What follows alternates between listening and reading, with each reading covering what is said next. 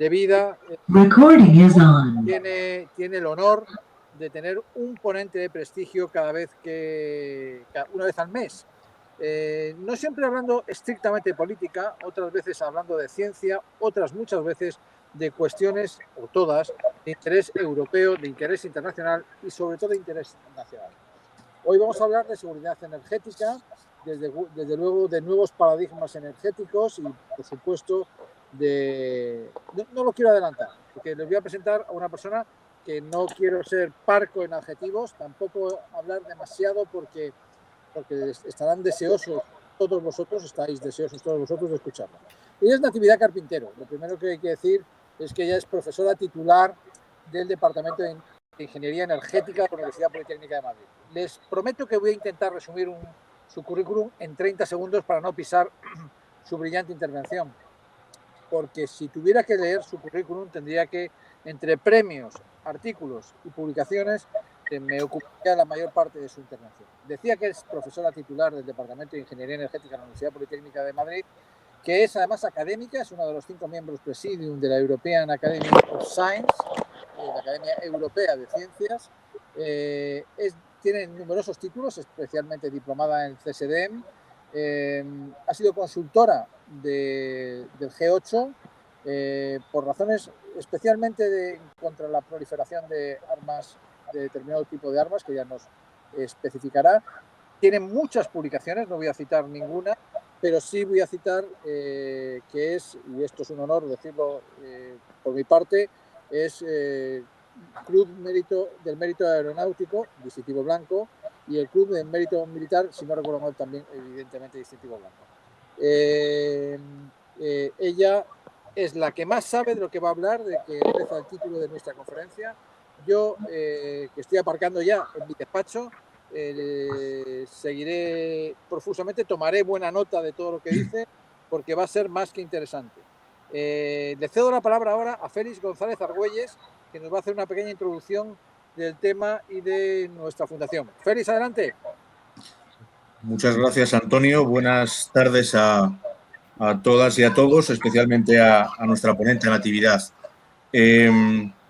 Retos de la seguridad energética en el siglo XXI. Menudo titulito que hemos puesto para un tema tan importante y tan fundamental para la vida de la gente y para las sociedades en estos momentos.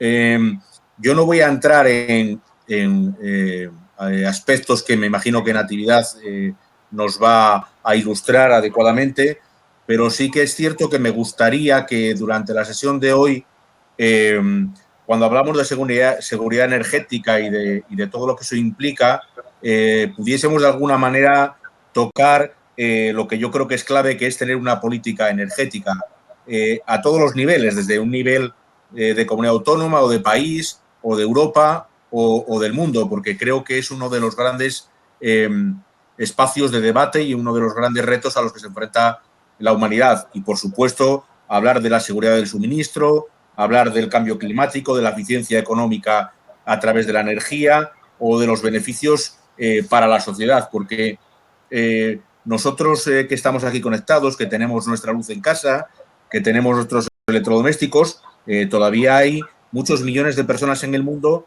que no tienen acceso a las fuentes de energía y que, por lo tanto, hay un reto de toda la humanidad de poder hacer que la energía sea un bien accesible para todas las personas y un bien accesible en condiciones de equidad y en condiciones de seguridad. Quiero también introducir un factor que es cómo afecta la globalización a todo el desarrollo energético, todo lo que ha pasado en los últimos años con la globalización y un poco también cuál sería un modelo adecuado de mix energético. Para una persona como yo, que sabéis que vengo del mundo sindical y del mundo sindical dedicado fundamentalmente al tema industrial, uno de los grandes problemas que hemos tenido y que seguimos teniendo en España es el coste de la energía como un factor de competitividad del modelo económico de las empresas. Ha habido una enorme discusión en nuestro país en los últimos años sobre qué significaba la energía nuclear, qué significaban otras energías que en otros países permiten que las industrias y las empresas grandes consumidores tengan una energía más barata y todo eso, lógicamente, es una cuestión importante que tenemos que analizar como país. Por lo tanto, un poco por ahí yo dejo que vayan algunas de las reflexiones iniciales. Yo creo que es un tema muy interesante y os digo lo de siempre, cuando Natividad acabe su exposición, abriremos un turno de preguntas que esta vez preferimos que nos las mandéis a través del chat y que yo iré ordenando en la medida de lo posible para poder contestar al mayor número de preguntas que nos facilitéis a través del chat, como he dicho. Por lo tanto, un honor tener a Natividad y yo le cedo a ella la palabra y vamos a esperar todos con mucho interés su exposición. Natividad, tienes la palabra. Pues muchísimas gracias, en primer lugar, Antonio, por la presentación tan amable que has hecho de mi persona y a Félix por la introducción de lo que vamos a hablar. No sé yo si voy a poder abarcar tantos puntos tan importantes como se han introducido, pero bueno, básicamente haremos lo que podamos. En primer lugar, quiero saber si se me escucha bien. ¿No hay problema de voz? ¿El tono? Perfectamente, se te escucha perfectamente. Correcto. Bueno, pues entonces, si les parece, buenas tardes a todos ya definitivamente y un placer estar aquí en la Fundación y hablar de un tema, como muy bien ha dicho Félix, de importancia capital, uno de los puntos más importantes a tener en cuenta en las agendas internacionales, en la política, en la economía, sobre todo en la economía en el siglo XXI, donde se han dado una serie de circunstancias que no tienen precedentes. En primer lugar, podemos decir que se ha convertido en una de las cuestiones más importantes internacionalmente porque la demanda de energía que se ha producido en las últimas 4 décadas no tiene antecedentes en el mundo. ¿A qué se debe esta enorme demanda energética? Básicamente a 2 puntos muy importantes: a la rápida industrialización de China, a la rápida industrialización de la India, en el caso de China una priorización del sector privado, y luego vemos que efectivamente la mayoría de los países que consumen energía, la mayoría de los países del mundo, dependen básicamente de fuentes de energía externa. Podríamos apuntar en este punto que los países productores tienen un índice de consumo muy pequeño comparado con lo que producen, y los productos y los países consumidores tienen una necesidad importante de estas importaciones. Luego tenemos una de las zonas donde podríamos dirigirnos, sería el Oriente Medio, la zona del Mar Caspio y África, que indudablemente está teniendo una evolución en recursos energéticos cada vez más alta, en producción de petróleo, en producción de sólidos, de combustibles sólidos, y en producción de gas, etcétera, y para lo que está llevando distintos acuerdos comerciales, básicamente con China, para su explotación y la exportación. En primer lugar, tenemos que decir que la seguridad energética, que la energía es un elemento estratégico. De entrada es un elemento estratégico y yo creo que con ese término estamos definiéndolo correctamente. Es un elemento estratégico en el crecimiento y en el bienestar de los ciudadanos. No venimos al mundo para tener malestar, venimos al mundo para tener un bienestar, y ese bienestar va basado en el desarrollo de un país. Por tanto, teniendo en cuenta la compleja distribución de los recursos energéticos, su fuerte componente geoestratégico, los intereses contrapuestos que existen y la perentoria necesidad de energía por parte de la humanidad, el control de las fuentes energéticas y la producción de la misma es un objetivo cada vez de mayor magnitud. Por tanto, podríamos decir, con seguridad energética, pues aquella condición en la cual una nación o la mayoría de los ciudadanos tienen acceso a fuentes energéticas asequibles, a fuentes energéticas con precios razonables y que les permita predecir un futuro libre de problemas donde pudiera ocurrir que se diera un corte de suministro energético y en las que podría ponerse incluso el peligro o la propia soberanía de un país si esto ocurriera. Por tanto, la seguridad energética es un punto crucial en el desarrollo y, como estamos viendo y Félix apuntó inicialmente, si queremos una industria competitiva, unos productos comercializables competitivamente hablando, necesitamos una energía barata. Cuando se produjo la crisis del petróleo, que la hablaré dentro de un momentito, en 1973, un paradigma de crisis de petróleo, el más importante que ha existido, por el cual va a cambiar completamente el panorama, surgió, una de las consecuencias fue el nacimiento de la Agencia Internacional de la Energía, que establecía como seguridad energética precisamente a aquello que permitía a los países mantener una seguridad en el suministro que no perturbara en un momento dado un desequilibrio que se pudiera producir entre suministro y demanda. De hecho, el tener una reserva estratégica para 90 días de energía acumulada es una obligación para todos aquellos países que forman parte de la Agencia Internacional de la Energía y sobre todo para los miembros de la OECD. Por tanto, el estudio de la seguridad energética va a implicar varios factores. Primero, disponibilidad de los recursos. Segundo, seguridad en el abastecimiento. Luego vamos a hablar de la dependencia internacional. A continuación, de la geopolítica. Luego, los riesgos inherentes a las tecnologías. No existe una tecnología 100% segura. No existe. Problemas técnicos, problemas humanos, problemas de sabotaje, problemas de seguridad, problemas de riesgos naturales, todo lo que ustedes quieran imaginar, tenemos que aplicarlo a las tecnologías que nos suministran los recursos.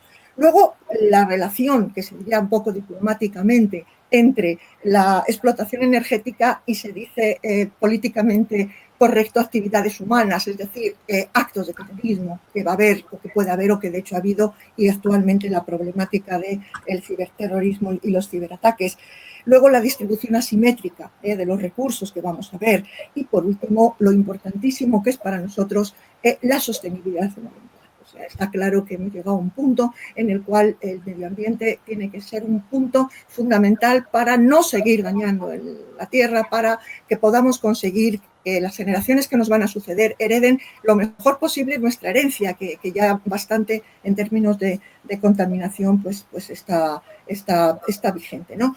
Por tanto, el concepto de seguridad energética, para que no haya la menor duda, es un concepto dinámico por el cual yo voy a necesitar una diversificación de fuentes, voy a necesitar una información estratégica, una información puntual y de alta calidad, que son lo que los gobiernos tienen que tener. Luego voy a necesitar que haya una buena relación entre países consumidores y países exportadores.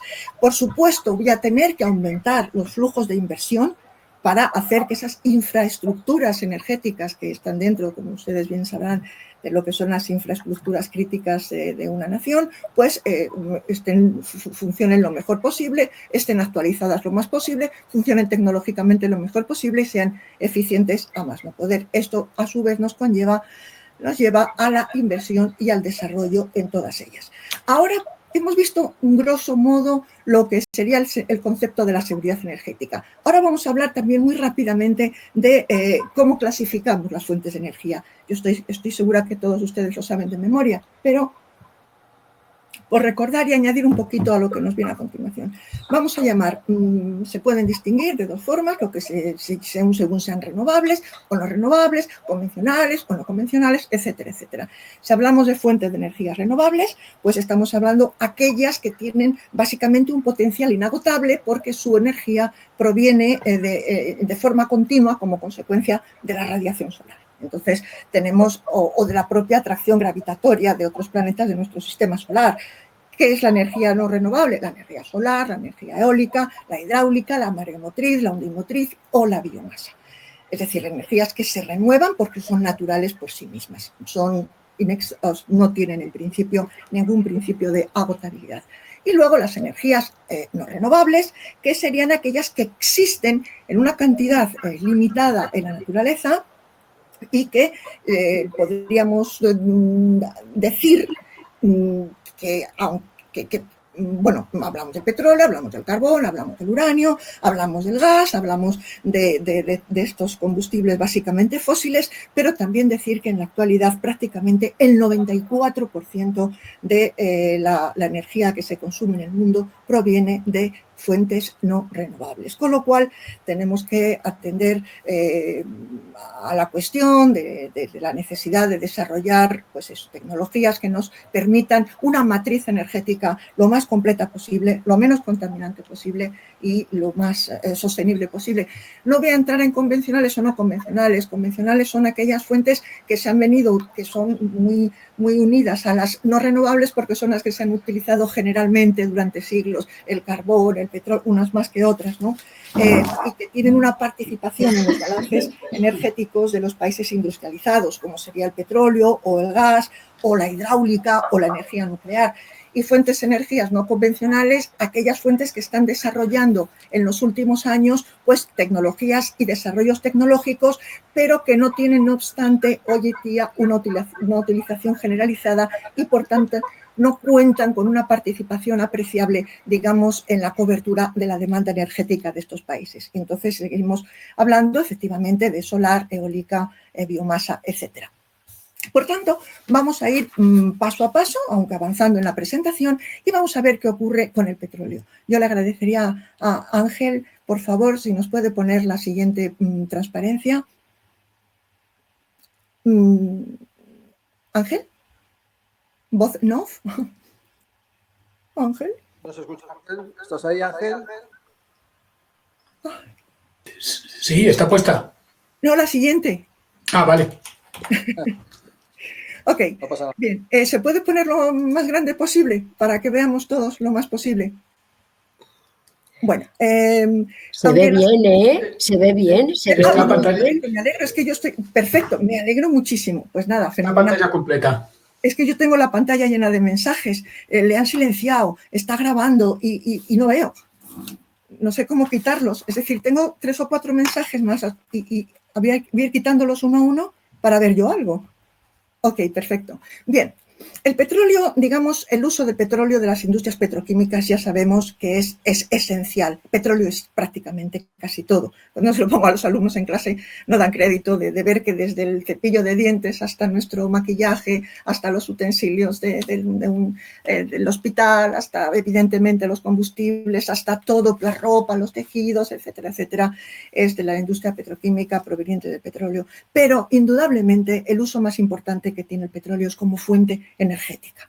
Por tanto, el problema que hablamos, como siempre, con las reservas, y esto aprovecho para decirlo, con respecto a las reservas que constantemente se nos dice que son finitas, sí son finitas, pero marcar una época, un tiempo, un límite temporal de cuándo se van a acabar o no se van a acabar es muy arriesgado, porque de entrada constantemente se están descubriendo nuevos recursos, nuevas localizaciones. Estamos hablando de apariciones de bolsas de gas, estamos hablando de cómo, por ejemplo, Brasil se está convirtiendo en un exportador de petróleo, cómo en Colombia la exportación, el nacimiento la producción petrolera es muy poderosa, cómo las bolsas gasísticas que tenemos en el Ártico y en otros centros, etcétera, etcétera. Por tanto, cuando hablemos del tema de la acotación de reservas, tenemos que ser prudentes, en primer lugar, porque es una información estratégica. Nadie va a decir lo que tengo y lo que no tengo, obviamente. Sí se pueden hacer, evidentemente, proyecciones y se pueden hacer estadísticas, naturalmente, pero teniendo en cuenta que tenemos distintos tipos de reservas, que tenemos las reservas probadas, que tenemos las reservas probables y que tenemos las reservas posibles. Las reservas probadas son aquellas en las que yo sé que todos esos pozos de los que estoy hablando básicamente tienen un 90% de probabilidades de que haya petróleo.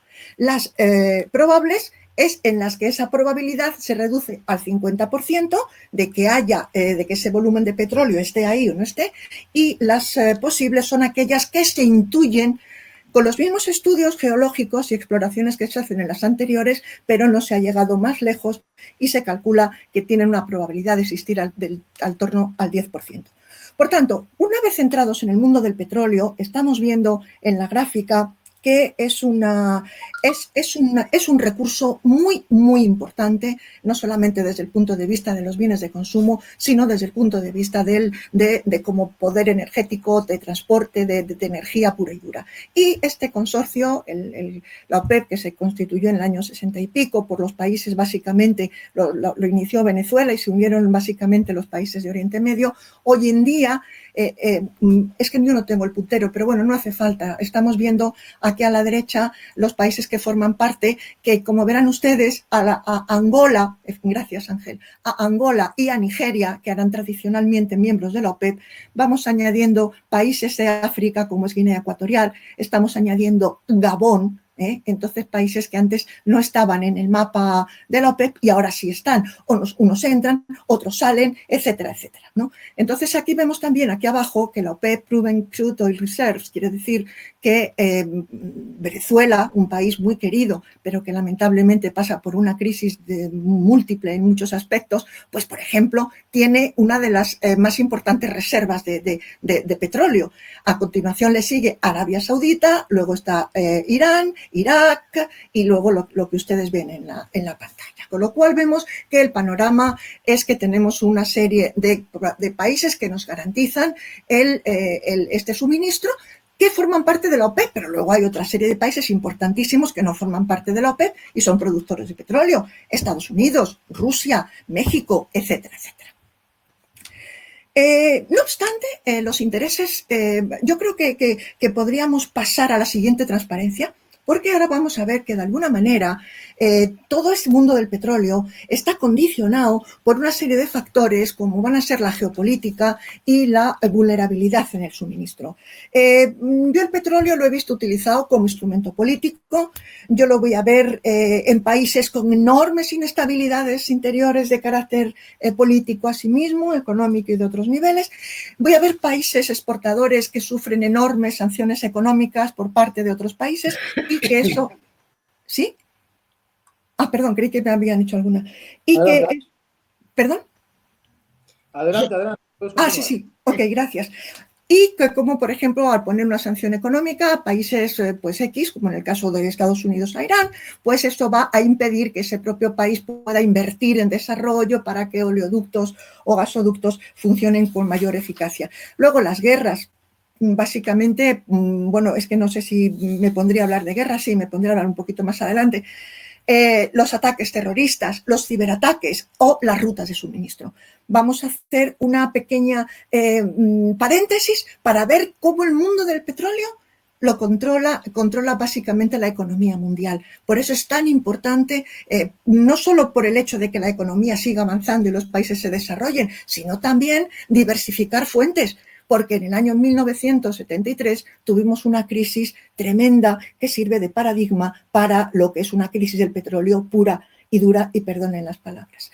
En el año 73 ya saben que se produce un embargo que llevan a cabo los países exportadores de petróleo por varias razones. Primeramente porque había habido una guerra del Yom Kippur y había habido una ayuda militar a Israel, y por otro lado también en Estados Unidos se habían aprobado los acuerdos Shelton Woods que hacían que el patrón pasara a ser del oro al dólar, que el dólar se convertía en patrón de moneda universal, con lo cual eso había supuesto una serie de tensiones y de pérdidas económicas en los países de la OPEP y por lo tanto pues prácticamente cuadruplicaron el precio del petróleo. Eso llevó a una crisis económica terrible, a un fuerte efecto inflacionista, una dramática aumento del desempleo a nivel mundial, caída de la producción, déficit interior, exterior, etc. Luego hubo un enorme también quebranto de las balanzas comerciales del consumo mundial, se contrajo el comercio internacional y las tensiones en el sistema financiero. Los compañeros que me estén escuchando que son economistas ya sabrán lo que aquello supuso. Pero también tuvo unas consecuencias, es decir, aparte de esas consecuencias, esos hechos que acabo de decir, se dieron unas lecciones a aprender. Toda crisis trae lecciones. Aprendemos algo de lo bueno, lo malo, pero siempre hay que sacar la parte del aprendizaje para aprender, y tratar de evitar errores o que los errores no sean tan graves. ¿Qué demostró la crisis del petróleo de 73? Y lo pongo un poco como paradigma, pues porque ahí se acabaron el fin de los precios asequibles. Ese petróleo barato que se vendía a todos los sitios ya se había prácticamente acabado. Se han acabado los precios asequibles, un punto sin retorno en los mercados energéticos. Por otro lado, se crea la Agencia Internacional de la Energía precisamente para dar una serie de pautas, entre otras, pues el que se instaure obligatoriamente reservas estratégicas de petróleo bajo diversas formas que representan aproximadamente 3 meses de consumo de un país, 90 días brutos. Por otro lado, los países consumidores, los que importaban petróleo, se dan cuenta de que tienen que diversificar productores, que no pueden poner toda la cesta de su importación a un solo distribuidor. Y entonces se surge la necesidad de la diversificación de fuentes energéticas. Y, por supuesto, los países productores también tuvieron su lección aprendida, que fue la de estabilizar los mercados. Yo no me sirve de nada tener un producto si no tengo asegurado el mercado. Entonces, eso es lo que básicamente se aprendió de la crisis del 73, que fue gravísima y que es un paradigma de las que siguieron a continuación, pero que marcó una pauta que luego ya de alguna manera no fue igual. Hemos hablado de guerras en los países productores. Bueno, todos ustedes saben la guerra de Irak e Irán de los años del 80 al 88, cuando realmente aquello, bueno, pues supuso una crisis en la exportación de petróleo. Todos conocemos la primera guerra del Golfo del año 90, cuando una fuerza de coalición pues invadió Irak, porque Irak a su vez había invadido Kuwait, etcétera, y los Estados Unidos intervinieron para asegurar los suministros de petróleo de Irak, que era un país y sigue siéndolo de la OPEP. Por otro lado, bueno, pues tenemos la problemática de las rutas de suministro. Y ahora vamos, por favor, Ángel, a ver las rutas de suministro. Bien, vemos en este mapa que las rutas son muy poquitas y que además no son comparables, porque tengan en cuenta que si yo estoy hablando, Ángel, ¿me puedes señalar, aunque creo que lo ve todo el mundo, el estrecho, y todo el mundo lo sabe además, el estrecho de Hormuz? Exactamente. Tenemos el estrecho de Hormuz, que es básicamente la principal vía de exportación de petróleo de Arabia Saudita, de Kuwait, de Irán, de Bahrein, de Qatar y de los Emiratos Árabes hacia las economías occidentales, hacia Estados Unidos, hacia la Unión Europea y hacia Asia. Obviamente, va por la derecha y va por la izquierda.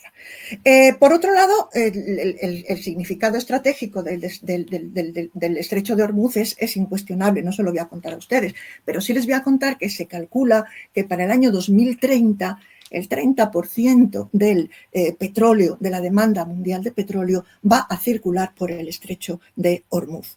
Y, por tanto, las repercusiones globales que pudiera haber en caso de guerra, en caso de ataques terroristas o en caso de accidentes, sería una repercusión internacional grave y muy importante, por lo cual es una zona pues conflictiva, una zona compleja y una zona que indudablemente pues no deja de ser llamativo que 30% de la exportación mundial pues pase pues por ese estrechito que luego va por el Golfo de Adén, Cuerno de África, etcétera, donde se han estado dando, como ustedes saben, una serie de ataques de piratas somalíes durante básicamente los años empiezan en 1991, ahí empieza una crisis tremenda en muchos países, pero toman peso hasta el año 2007-2008, cuando incluso Rusia manda la armada de guerra, España manda la armada y los barcos, que secuestraron 2 barcos españoles, ya lo saben ustedes, la Alacrana y el otro, ¿cómo se llamaba?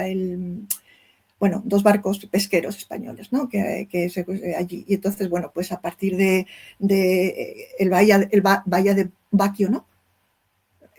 ¿Cómo se llamaban los? Bueno, creo que sí, que Bahía de Baquio, pero bueno, no importa tampoco, como estamos por tele. Bueno, lo cierto es que... ¿Me suena? Sí, era sí, ¿cómo? Playa de Baquio, me parece. Sí, era un barco que estaba pescando allá en aguas.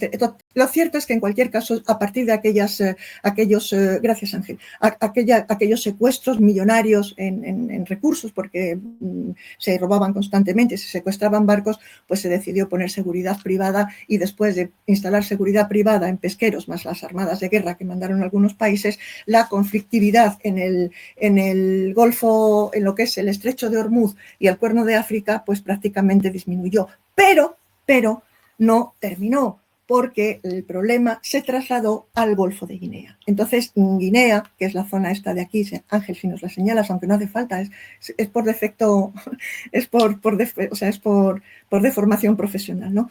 Entonces, bueno, pues ahí vemos que se dan una serie de piratería, de ataques de piratas, una venta ilícita, sobre todo muchos casos de contrabando de petróleo, porque es una zona muy complicada también de asegurar y, por lo tanto, pues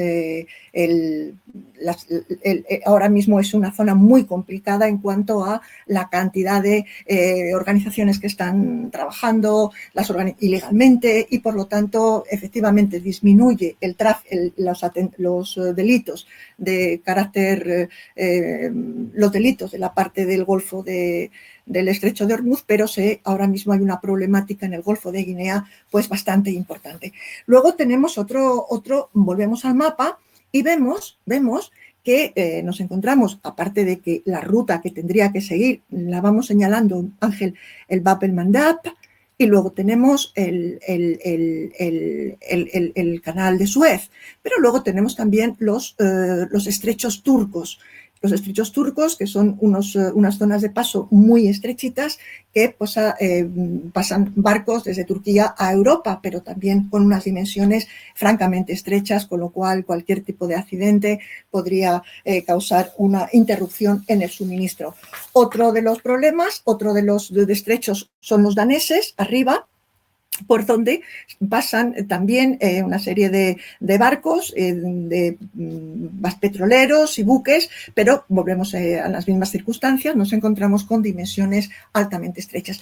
Pero el más importante después del estrecho de Hormuz es el estrecho de Malaca. ¿Por qué? Pues porque al igual que con el estrecho de Hormuz nos vamos a encontrar en una situación geográfica todavía incluso peor, más agobiante. ¿Por qué? Pues porque básicamente ha sido una zona tradicional de piratería. El Golfo de la zona esta de donde se encuentra el estrecho de Malaca, toda la zona esta del Pacífico, ha sido zona, digamos, endémica de piratas, los piratas malayos, los secuestros de barcos. Y si vieran ustedes la International Maritime Bureau, verían que es una zona muy activa en cuanto a secuestros de barcos actualmente. Pero la cuestión es que precisamente al igual que con el estrecho de Hormuz, nos vamos a encontrar que el 20% de la demanda mundial de petróleo para el año 2030 va a pasar por el estrecho de Malaca también. Entonces, claro, todo esto supone que las economías asiáticas, que son China, que son Corea del Norte, que son India, que son Corea del Sur, que son Japón, etcétera, etcétera, están prácticamente sujetas, están prácticamente sometidas a la situación de vulnerabilidad que supone el paso estratégico y geográfico de todos esos barcos petroleros que van a sus propias economías. Desde el año 2005, al igual que ocurrió con los ataques que se estaban dando en el Cuerno de África, pues disminuyeron a través de una serie de medidas, iniciativas internacionales para poder parar los ataques que se estaban produciendo y sobre todo los secuestros de barcos petroleros.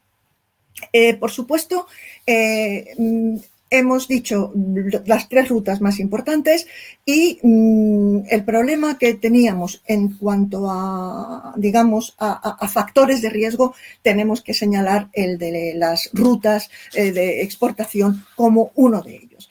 Otro de los factores de riesgo, y me parece que es la siguiente transparencia, pero no estoy segura, sí, claro, es el problema de la ciberseguridad. La ciberseguridad es un tema muy serio porque se ha convertido prácticamente en uno de los retos para la seguridad internacional en todo el mundo.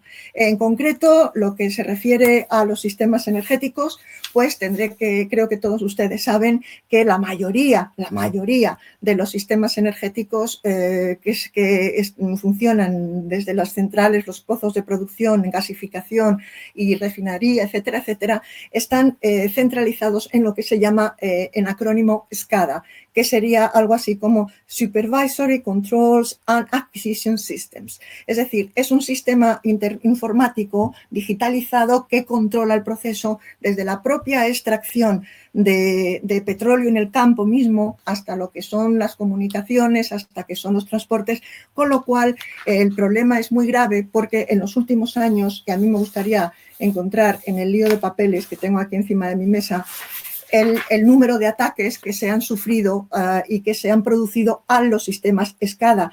Pues básicamente uno de los más importantes pues fue el famoso, cuando se atacó directamente a los campos de petróleo de Arabia Saudita, a la central de Aramco en concreto, y luego hubo distintos ataques con distintos agentes, ¿cómo se llamarían? Los virus, ¿no? Los cibervirus, los criptovirus, como el Night Dragon, el Dragonfly, el Stuxnet.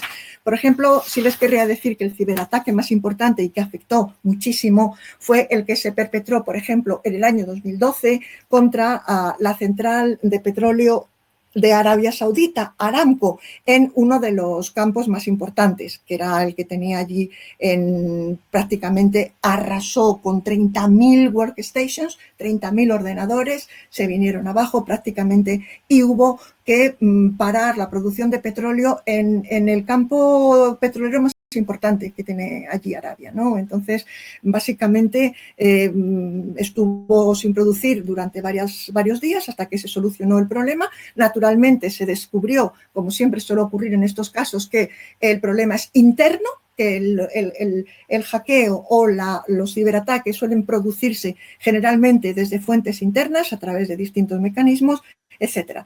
Poco después, pues efectivamente, en los propios, la agencia de productora de gas en Qatar, pues sufrió el mismo tipo de malware, ¿no?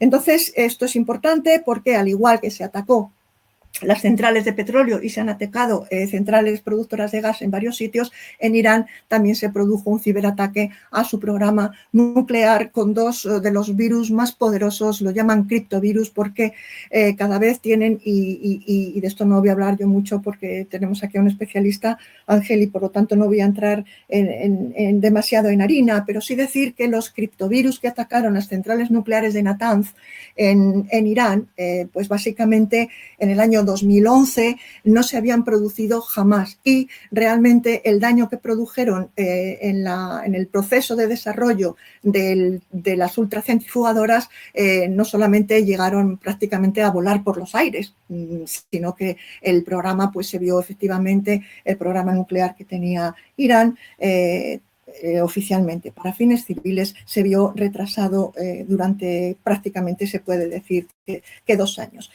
En el año 2019, los ataques a Arabia Saudita ya se produjeron con drones. Entonces, directamente en los campos de Abqaiq y de Jurais, en el 14 de septiembre del 2019, pues se produjo unos ataques contra estos pozos de petróleo que básicamente tuvieron de nuevo que parar la producción. Es decir, estamos hablando de amenazas que antes no existían, estamos hablando de retos en el siglo XXI y la ciberseguridad es uno de los retos más importantes. Si pasamos un poquito, bueno, no pasemos, lo que tienen ustedes en pantalla es precisamente una guía que ha hecho la Unión Europea para hablar de la cuestión de la ciberseguridad en la Unión Europea, cómo proteger de alguna manera el sector energético, ¿no?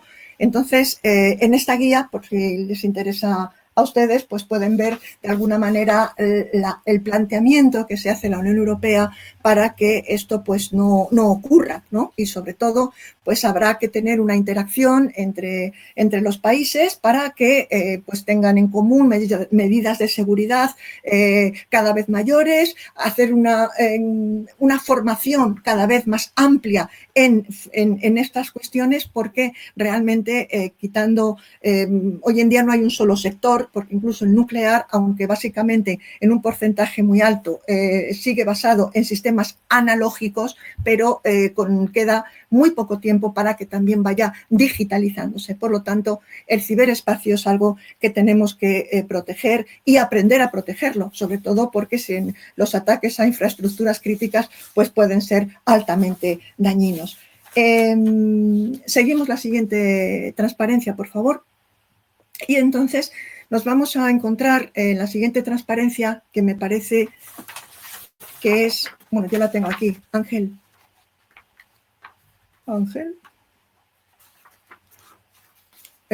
Bueno, Ángel, voz en off.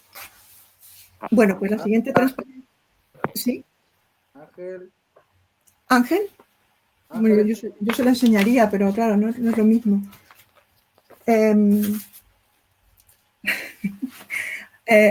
Hola. Hola, Ángel.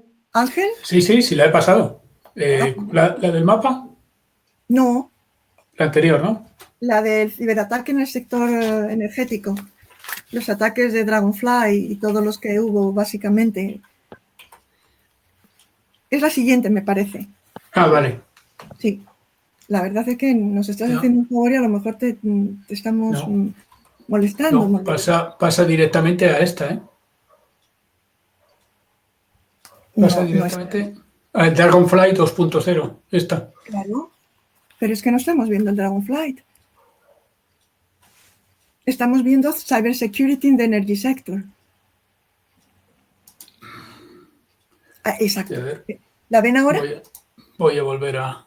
No, es correcto, Ángel. Ya está. Es esta. Bueno, uno de los ataques, ha habido muchos, hemos visto antes el Stuxnet, hemos visto el WannaCry famoso, del que todos han oído, y a muchas empresas, miles y miles de empresas fueron víctimas. Luego el famoso Dragonfly 2.0. Hay que decir que el ciberespacio se está convirtiendo, bueno, cada vez en un terreno muy complicado de controlar. Hay zonas, y no es mi tema de especialidad y por lo tanto no voy a meterme en detalles, en las cuales todavía no hay un control de seguridad. Hay grandes servidores que controlan grandes lugares, grandes espacios dentro del ciberespacio, pero hay todavía zonas en las que por unos y por otros no hay control. No sabemos exactamente a quién pueda pertenecer qué.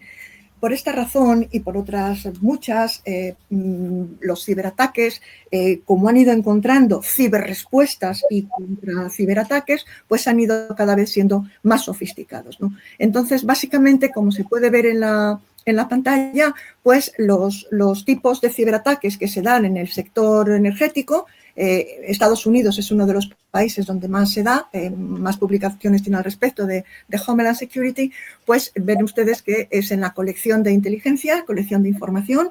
Básicamente uno de los papeles que más se está estudiando y se está analizando y está preocupando en un momento dado es el papel del insider, de una persona que pueda trabajar dentro de una infraestructura y que sea esa persona la que pueda transmitir información por X razones personales, razones económicas, razones ideológicas, razones sentimentales, razones de muchísimo tipo. Entonces, vemos lo importante, las distintas formas, que podría extenderme más, pero solo quiero ir un poquito por encima para que veamos la problemática. El sabotaje que se pueda producir en las propias plantas. Luego tenemos los distintos software. Sí.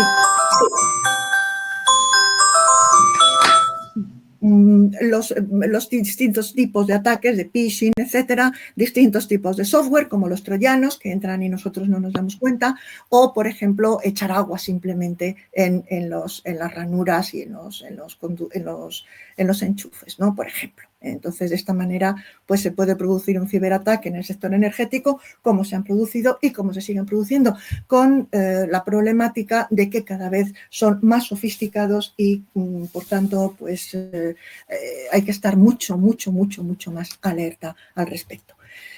Yo pienso que vamos a la siguiente transparencia, Ángel, que ahora sí que me parece que es un mapa, porque ahora ya vamos a hablar directamente de la Unión Europea. Ya vamos a entrar en lo que es la Unión Europea, en lo que a nosotros nos afecta, porque somos miembros de ella y, por lo tanto, vamos a ver qué tenemos en común y qué no tenemos en común. No tenemos muchas cosas en común y vamos a ver entre ellas qué va a ser.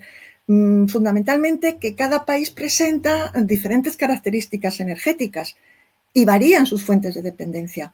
Unos usan más energía de carbón, como por ejemplo Polonia, o lignito, por ejemplo Alemania. Otros utilizan energía nuclear como base, energía fundamental, energía primaria, que va a ser Francia. Otros van a utilizar energía hidroeléctrica, como va a ser Noruega, etcétera, etcétera. Gas, como por ejemplo Noruega, también Noruega es productor de gas, también lo utiliza obviamente, ¿no? Entonces, lo que sí sabemos es que dentro de la Unión Europea tenemos políticas en común, como lo que son políticas de sostenibilidad del medio ambiente. Ahí sí que hay normas muy claras, firmadas por los países miembros para limitar la emisión de GEIS, de gases de efecto invernadero. Eso sí lo tenemos en común, pero no existe en común una política que diga que cada país va a utilizar tal o tal cual fuente energética. Por lo tanto, tenemos que tener en cuenta que la Unión Europea para el año 2030 se calcula que va a haber una dependencia de las energías fósiles que va a rozar prácticamente del 69 o el 70 al 70 y pico % largo. Se tiene más o menos calculado. Por esta razón, se han elaborado distintas propuestas y proyectos para, sobre todo, garantizar un sistema energético sostenible y para que sea a su vez competitivo. ¿Y en qué pilares voy a basar este sistema energético? Pues básicamente en una eficiencia energética.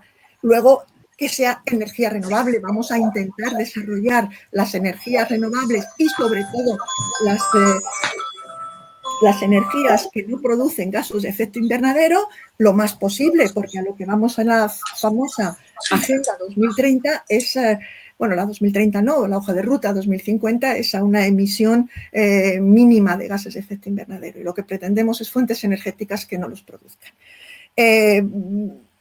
Por otro lado, digamos que la Unión Europea tiene este planteamiento inicial para todos los países y, entre otros pilares en los que se apoya, pues básicamente también sería un principio en el cual se reforzarían los sistemas de emergencia, incluida la coordinación de evaluaciones de riesgos entre los países miembros, los planes de contingencia y, sobre todo, la protección de las infraestructuras críticas, de las infraestructuras estratégicas. Y los sectores energéticos son infraestructura crítica.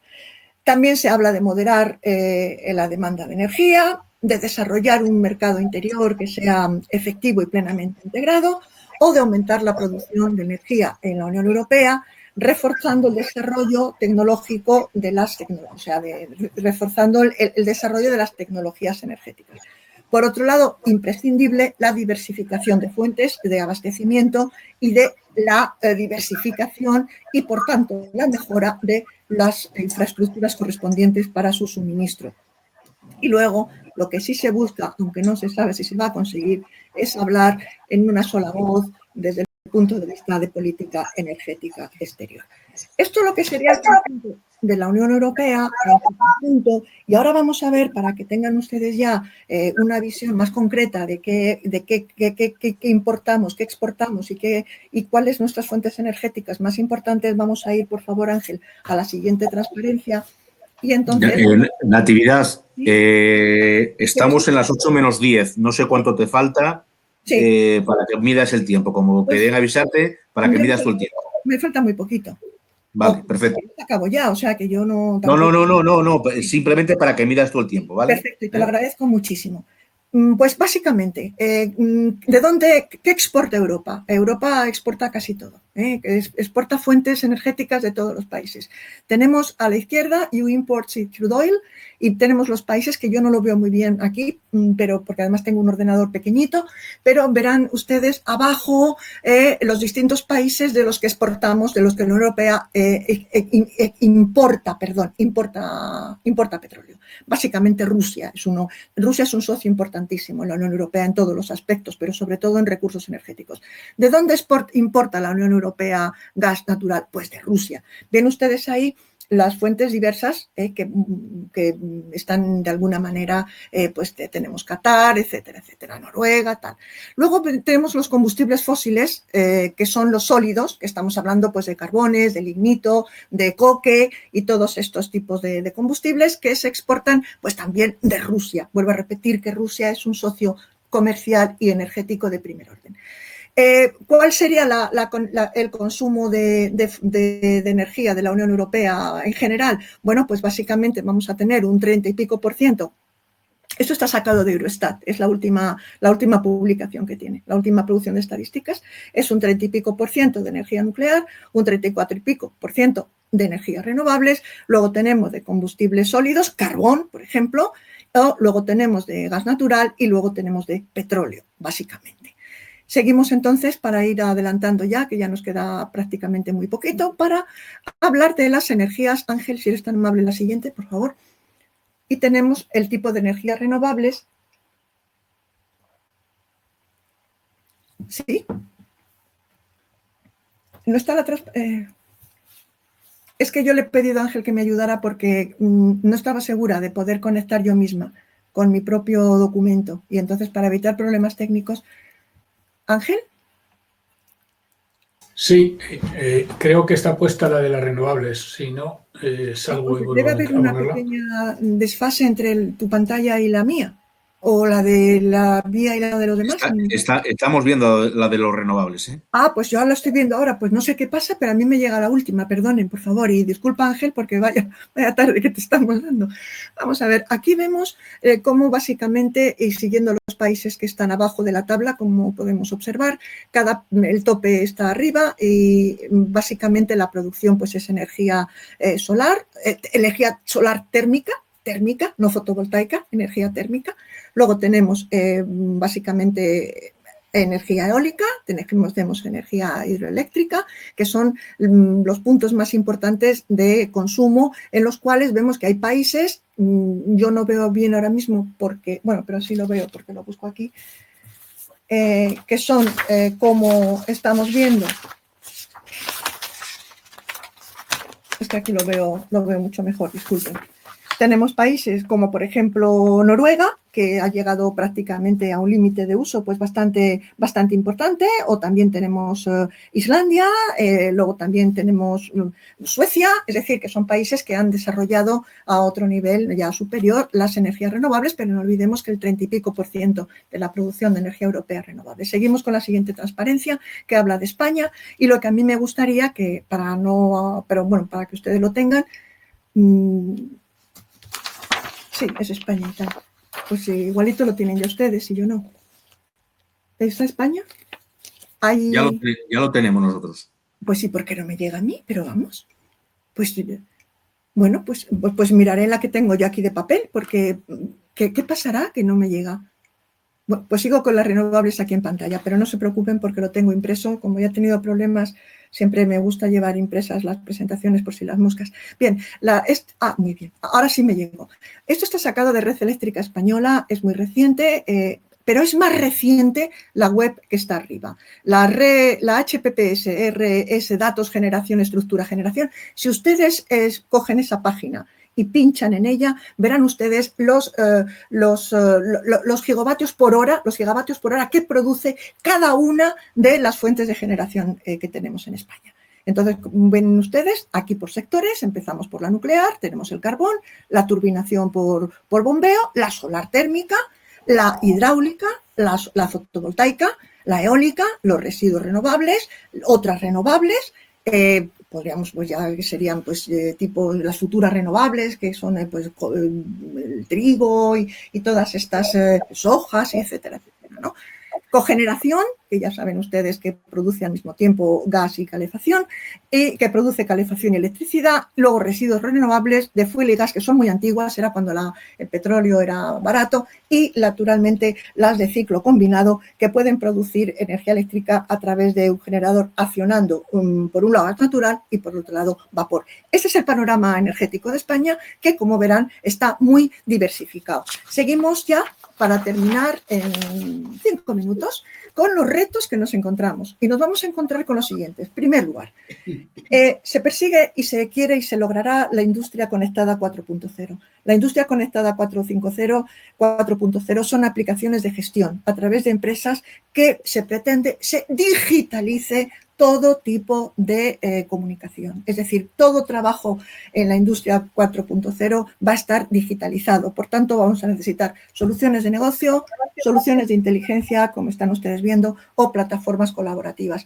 Luego vamos a necesitarla para las comunicaciones y los tratamientos de datos. Y luego, para la hibridación, a ese paso del mundo, digamos, físico al digital. Vamos a utilizar impresoras 3D, vamos a utilizar la robótica avanzada, etcétera, etcétera. Pasamos a la siguiente transparencia, que, por supuesto, no vamos a dejar de lado los objetivos de desarrollo sostenible, que son importantísimos para que efectivamente consigamos de alguna manera, bueno, pues un poco de igualdad, sostenibilidad en el mundo desde todos los puntos que se marcó la Agenda de Naciones Unidas en el año 2015, que yo pienso que no es tan fácil llegar a ellos, pero la propuesta está ahí. Y precisamente de esta propuesta viene la siguiente transparencia, que es la penúltima, en la cual vemos que la población mundial, 1 de cada 5 personas no tiene acceso a la electricidad. Entonces tienen ustedes ahí la fuente y, como verán, básicamente por los colores, que son siempre la zona cromática la que más nos ayuda a entender directamente un mapa,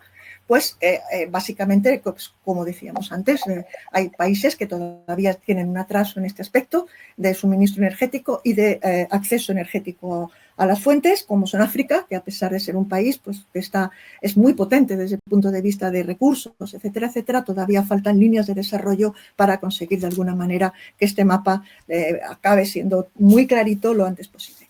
Y por último, no puedo terminar sin hablarles rápidamente del otro reto que tenemos que llegar a conseguir, que es la fusión nuclear. Yo llevo en el Instituto de Fusión Nuclear durante muchos años. Es la siguiente transparencia que yo no veo, pero me imagino que ustedes están viendo, y tampoco hay mucho que ver porque les he puesto simplemente pues, el logo, ¿no?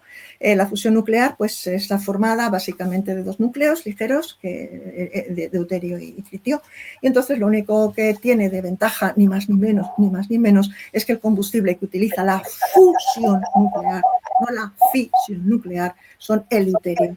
El deuterio se encuentra básicamente en el agua del mar, en lagos, en ríos, es asequible a toda la humanidad y es el combustible que se necesitaría. No aparece la transparencia todavía, ¿verdad? Bueno, no importa, sí. Pues no sé, pues aquí pues no importa. Bueno, lo cierto es que finalmente la tecnología que se utiliza en fusión, gracias Ángel, es básicamente de 2 tipos, la fusión por confinamiento inercial y la fusión por confinamiento magnético. Por lo tanto, el por qué una y otra, básicamente, una tiene aplicación dual, la fusión nuclear por confinamiento inercial tiene una aplicación dual militar y civil, y la aplicación nuclear, y la y la fusión nuclear por confinamiento magnético es conseguir la fusión a través de campos magnéticos, la inercial a través de láseres y haces de partículas, y de lo que se trata es de que hay un proyecto que es el ITER, que es un proyecto de la Unión Europea, en la cual están trabajando diversos países para ver si se vencen los obstáculos tecnológicos que se encuentra trabajar con cantidades que estamos hablando de 100 millones de grados. Por lo tanto, tenemos que conseguir pues, básicamente llegar a esos reactores y a esos materiales que aguanten este tipo de cantidades. Yo creo que termino aquí. La última parte, pues básicamente sería decirles que los retos que hemos visto, pues es el primero, el respeto por el medio ambiente. Aquí sí que acabo. Me gustaría la última transparencia porque a mí me gusta mucho, es muy agradable porque es mi escuela, entonces es la máquina de Watts, la primera máquina de vapor que puso en marcha prácticamente la primera revolución industrial, pero no pierdan ustedes de vista que el primer prototipo lo hizo don Jerónimo de Allanz, un ingeniero español vasco ya en el siglo XIV, bastante antes que Watt y Newcomen desarrollaran las suyas. La primera patente es de don Jerónimo hace muchos siglos. ¿Qué tenemos que ir? Pues el respeto por el medio ambiente. Todas las fuentes de energía son necesarias. Necesitamos seguridad en el suministro, eficiencia tecnológica, desarrollo industrial, acceso universal, innovación tecnológica y, por lo tanto, avance científico. Yo con esto he terminado mi conferencia, mi charla, como ustedes quieran. Para mí ha sido un placer y si hay alguna pregunta que haya por ahí quedado pendiente, dentro de, pues nada, con mucho gusto, pues muchísimas gracias. Muchas gracias, Natividad. Y quiero dar las gracias a Ángel porque la verdad le ha caído un rollo y discúlpame porque no sé. Gracias, Ángel. Muchas gracias, Natividad. Gracias. Vamos a dar paso a las preguntas porque en el chat hay bastantes preguntas. Voy a ordenarlas de alguna manera. Se oye con eco, Félix. ¿Se oye con eco? Debes tener el altavoz cerca. Vale, a ver si me acerco. Ahora se oye mejor, ¿no? Ahora fenomenal. Vale. ¿Cómo les puedo ver a ustedes mejor? Porque ahora solo veo la máquina de Watt y... Ahí, tiene que quitarlo. Ya la he quitado. Dale abajo a la derecha donde aparecen 4 cuadraditos. ¿Sí? Ahí. Y ahí ves a todo el mundo. Sí, ahora les veo a ustedes más. Gracias. Ahora sí. Vale. Empiezo a plantearte preguntas, Natividad. José Manuel hace 2 preguntas desde Asturias que tienen una cierta relación. Dice, me gustaría conocer tu opinión sobre las centrales nucleares de 4ª generación de las que habla Bill Gates, ¿vale? Y por otro lado, nos plantea tu opinión sobre el nuevo plan quinquenal presentado por China y que habla de construir nuevas plantas de unos 20 nuevos reactores. Intentemos que las respuestas sean breves para que dé tiempo a todas las preguntas, ¿vale? El mundo, la energía nuclear está sufriendo actualmente, como lleva sufriendo desde que existe, prácticamente en los años 70, como contrapunto al petróleo, y a partir de ahí pues surge una serie de propaganda y de... Miren ustedes, en los años 60, como la primera central nuclear para uso civil se puso en la Unión Soviética, en Obninsk, pues la propaganda era que era una energía para el futuro del obrero, que iba a mejorar la vida, y se criticaba a Estados Unidos porque decían que era una energía para uso militarista porque empezaron a utilizar los primeros reactores en submarinos. Al final ni unos ni otros tenían razón. Actualmente la energía nuclear es una fuente energética importante, segura, no produce gases de efecto invernadero y sí, muchos países están abarcando programas. China en concreto es uno de los más, pero China está abriendo, está alargando y digamos, está ampliando su parque y su parque tanto de importación como de producción propia. China quiere ser productor ella misma. Ha sido siempre autosuficiente con uno de los primeros productores de carbón. China no ha necesitado prácticamente fuentes externas durante siglos de su existencia, pero este periodo nuevo de industrialización rápida, etcétera, etcétera, la obliga a tener una energía suficiente para ser ella, y ella misma intenta desarrollar la propia, con lo cual los programas de energía nuclear se están desarrollando bastante en varios países del mundo, no solo en China. Los estamos haciendo reactores cada vez más seguros y, por supuesto, sobre todo desde el punto de vista de la problemática de los residuos radiactivos, que es una cuestión técnica que hay que resolver. Gracias por la pregunta. Rosa nos pregunta, hace 2 preguntas, ¿no? Rosa desde Galicia hace 2 preguntas. ¿Cuál es la energía más segura? Y luego ella dice que siendo Galicia una región productora de energía hidráulica y exportadora a países como Portugal, ¿cómo se explica que sea más barata la energía en Portugal que en Galicia? Ana me ha dicho que se llama. ¿Y cuál es la energía más segura? La primera y la segunda, que produciendo energía hidráulica Galicia es más barata la energía. Su nombre para dirigirme personalmente, que no me da... Rosa. Bueno, vamos a ver, energía segura. Hemos dicho que no hay una energía segura, una tecnología segura al 100%, no existe. Siempre va a haber factores exógenos, factores externos a esa tecnología. Como energía segura, la formulación de la pregunta, las que son limitadas, las ilimitadas, las renovables, las no renovables. Las no renovables, todavía la predicción con respecto a las reservas pues es muy cuestionable, porque realmente no se puede decir, como dicen, quedan 100 años para petróleo, pero es que se siguen descubriendo pozos de petróleo, tantos años queda para el gas, pero se siguen descubriendo bolsas de gas, tanto queda para uranio y se siguen descubriendo minas de uranio y carbón, imagínense lo que hay. Entonces, segura en ese sentido, bueno, mientras sean fuentes que la Tierra siga produciendo, pues tendremos energía no renovable para rato, en principio. Desde luego nosotros todos no vamos a ver ese final. Con respecto a lo ideal, las no renovables seguras, sí, con la única cuestión de que las no renovables funcionan con la radiación solar y de noche el sol no luce. Entonces, si tenemos 8.670 horas al año, queremos tener energía 8.670 horas al año. Con respecto a las tecnologías, pues lo que le he dicho antes, Rosa, no hay una tecnología que sea 100% segura, porque hay una serie de factores, tanto desde el punto de vista humano como desde el punto de vista de riesgos naturales, que catástrofes, fíjese, cuando vino el Katrina en Estados Unidos, se paró la producción de petróleo y hubo las petroleras han tenido accidentes a base de bien, con contaminaciones en todos los sentidos, ¿no? Y ha sido en contra de la voluntad de todo el mundo, pero un sistema seguro al 100% yo diría que no existe. Gracias por la pregunta. Monse nos hace una pregunta relacionada con el mundo del transporte, ¿no? El sector del transporte es uno de los mayores contribuyentes al problema climático, y entonces dice que ¿podrá España, al ser un país con mucho sol y energía eólica, transformar esta en un corto periodo de tiempo para ser utilizada en el transporte? Y ahí añado, Natividad, permíteme que añada yo otra cosa, el papel del hidrógeno. ¿Cómo ves el papel del hidrógeno? Bueno, ¿Vale? voy a terminar de contestarle a Rosa, que no es que yo sea de efectos retardados, es que son muchas preguntas y a veces me doy cuenta de la última que me han hecho cuando me hacen la siguiente.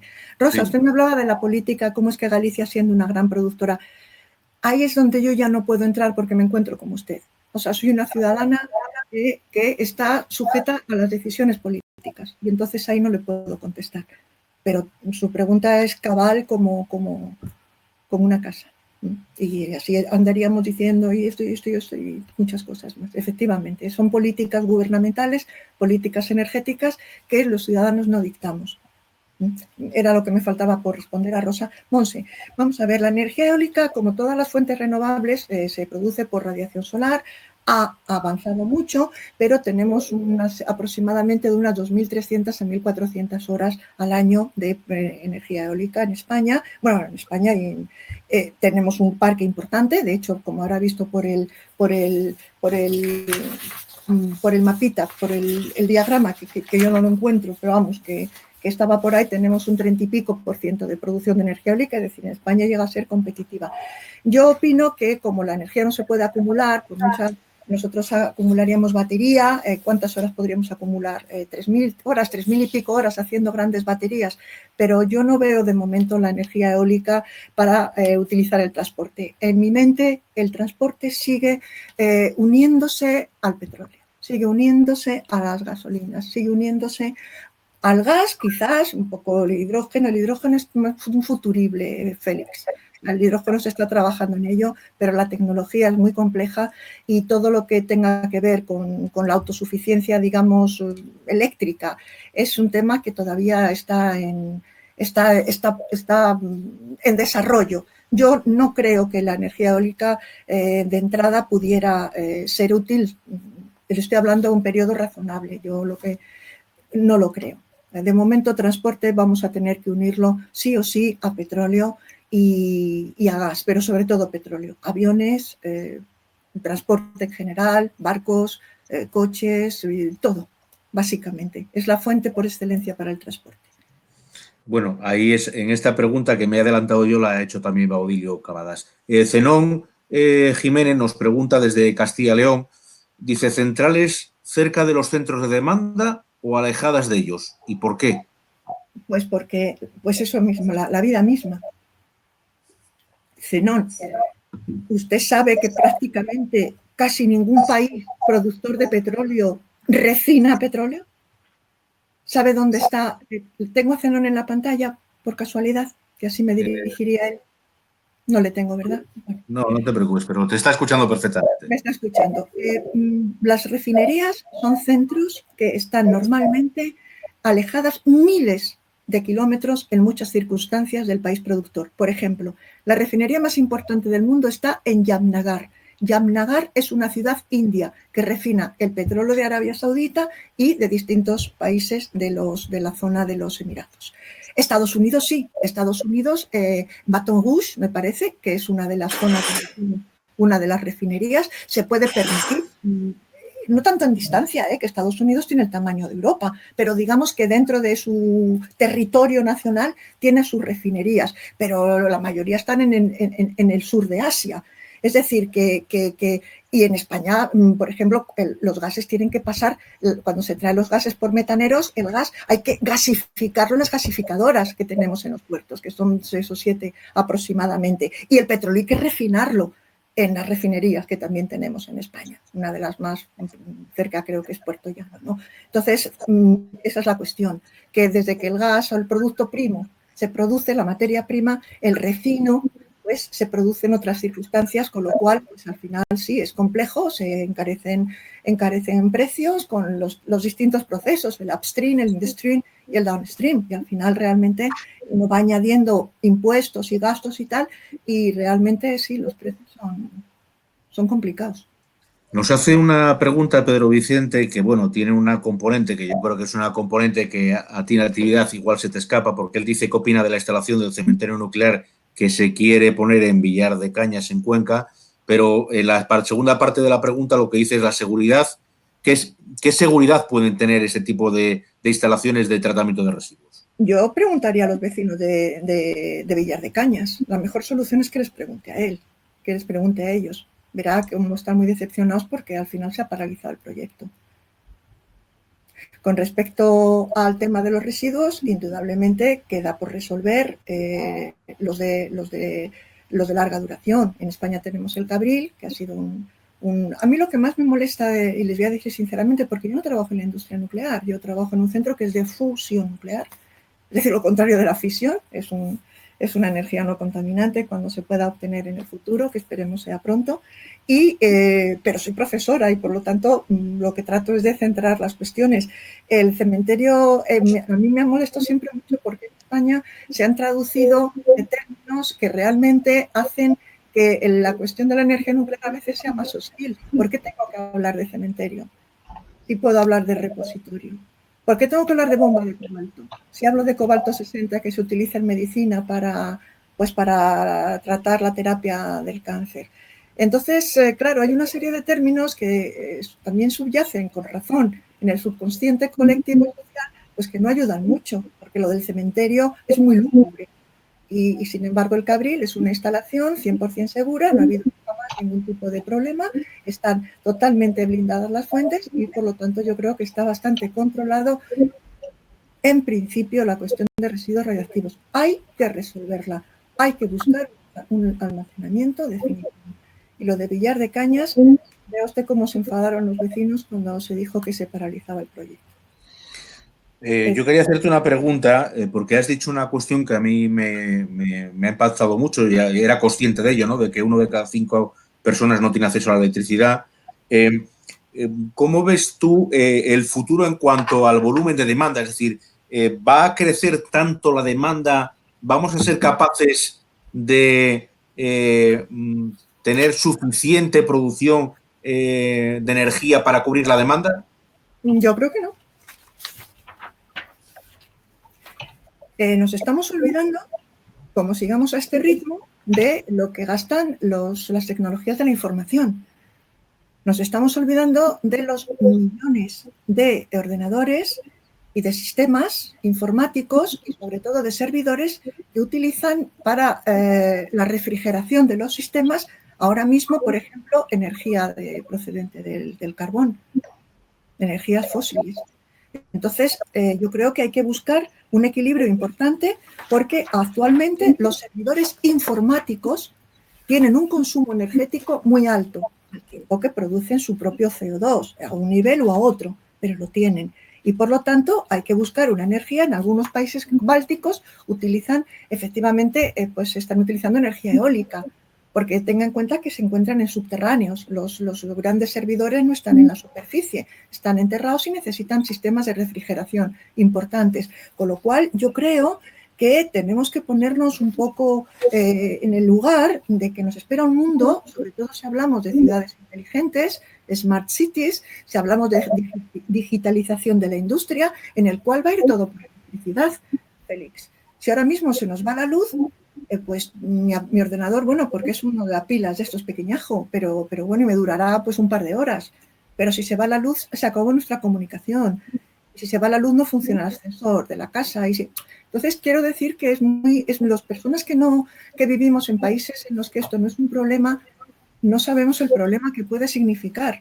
Es un problema muy grave y muy serio que hay que los países, las naciones, ponerse a trabajar en ello para buscar un equilibrio y siempre desde el punto de vista sostenible.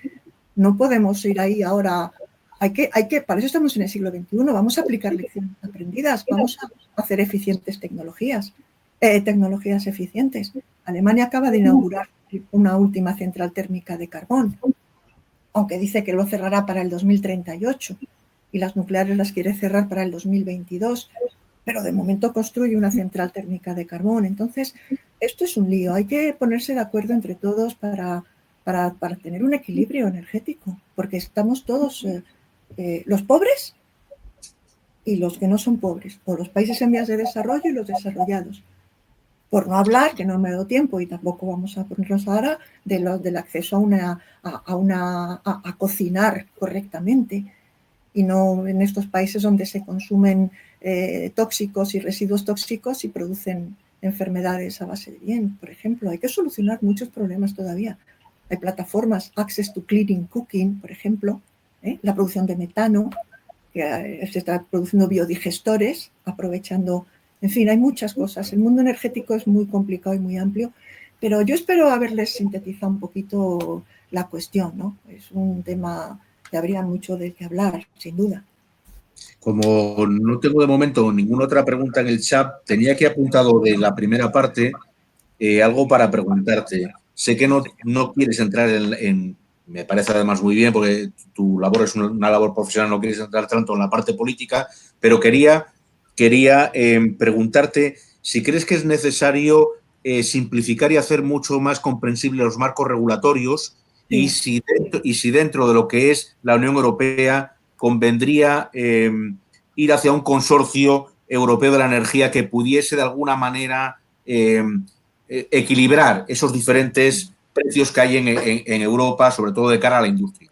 Vamos a ver, Félix, la pregunta no es tanto, no la veo yo de carácter político, la veo de carácter técnico. Sí, hay que regular los marcos regulatorios, porque son muy complejos y son muy cambiantes. Y por lo tanto, usted se coge las leyes del año que salieron a partir del año 2010, 2012 y usted no entiende nada, no entiende nadie nada.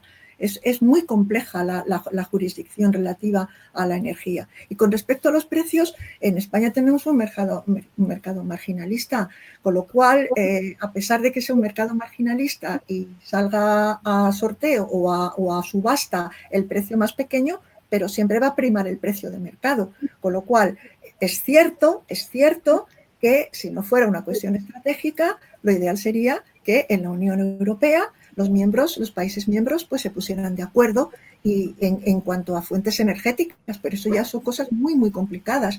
Alemania tiene la llave de gas del Nord Stream, que se firmó con Rusia desde el 2011, está funcionando. Todo el gas ruso llega por el norte, ya no llega tanto por Ucrania, por los contenciosos que hubo entre Rusia y Ucrania, por el pago de aranceles. Entonces, es un mundo, es muy complejo, yo diría que es de carácter técnico-político.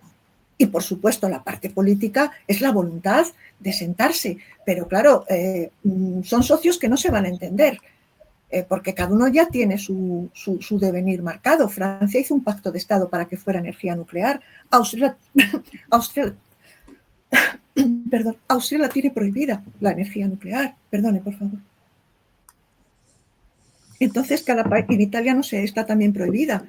En otros sitios al contrario. Entonces, quiero decir con esto que en Suecia, por ejemplo, está abierto un programa para construir nuevos reactores. Entonces, el problema es que la personalidad de cada país, a la hora de poner sobre la mesa cuestiones comunes, personalidad histórica, política, sociológica, estratégica, etcétera, etcétera, etcétera.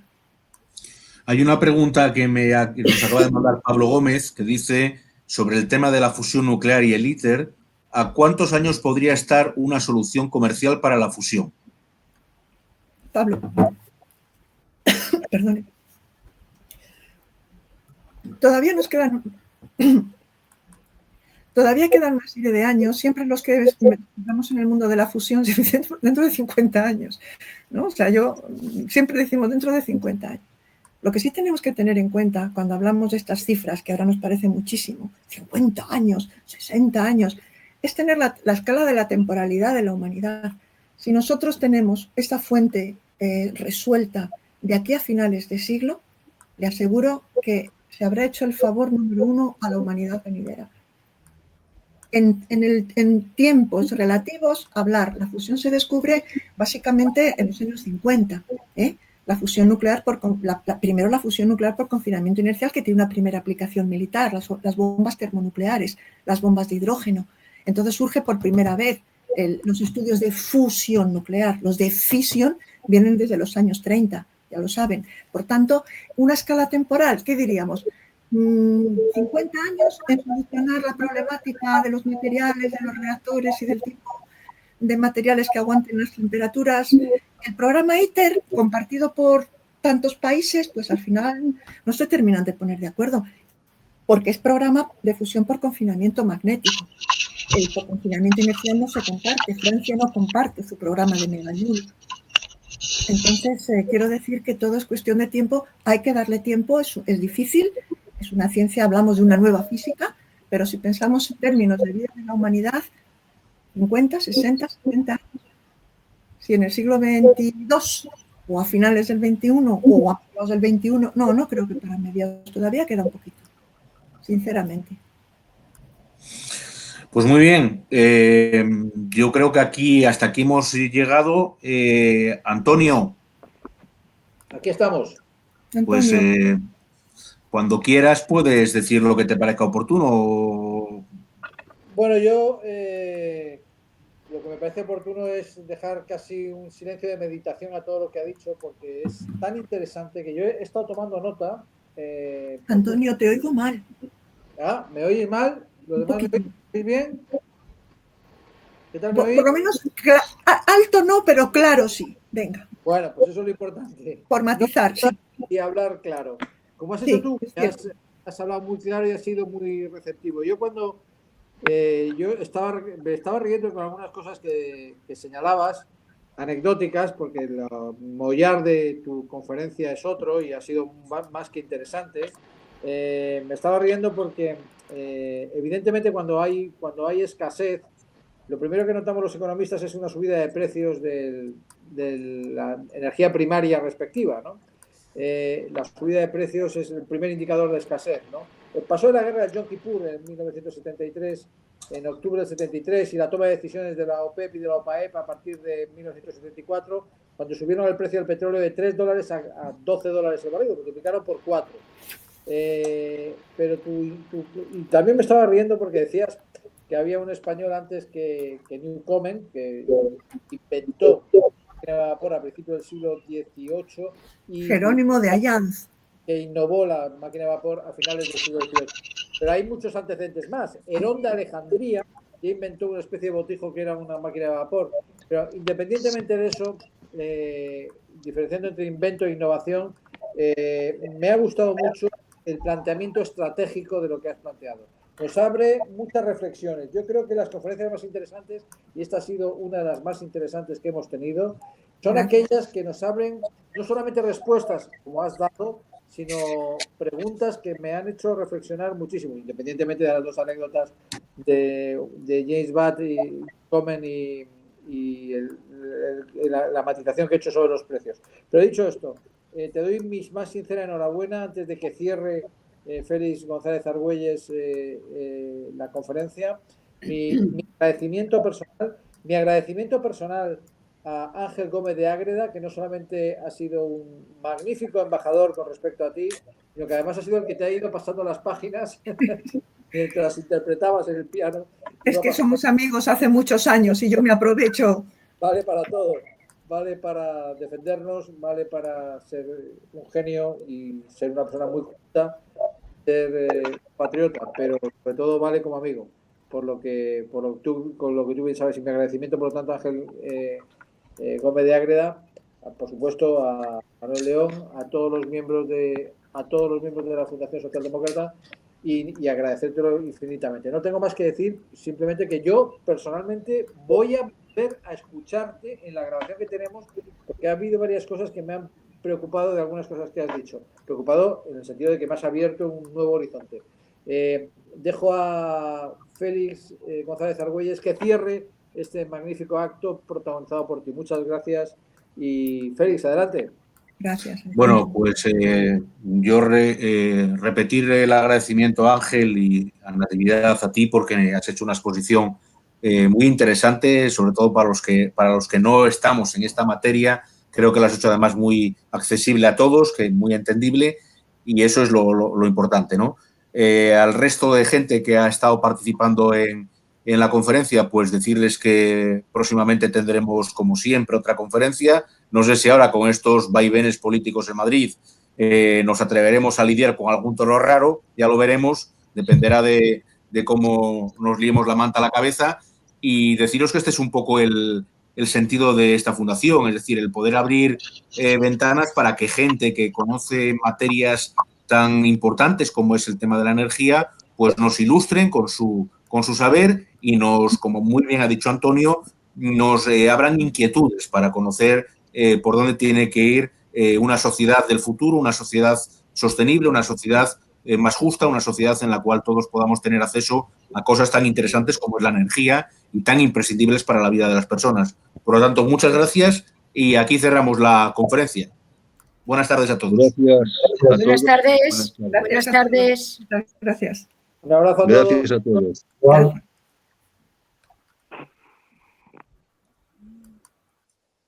Muchas gracias.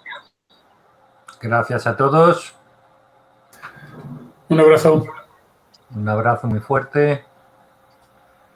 Un abrazo a todos. Detenemos la grabación.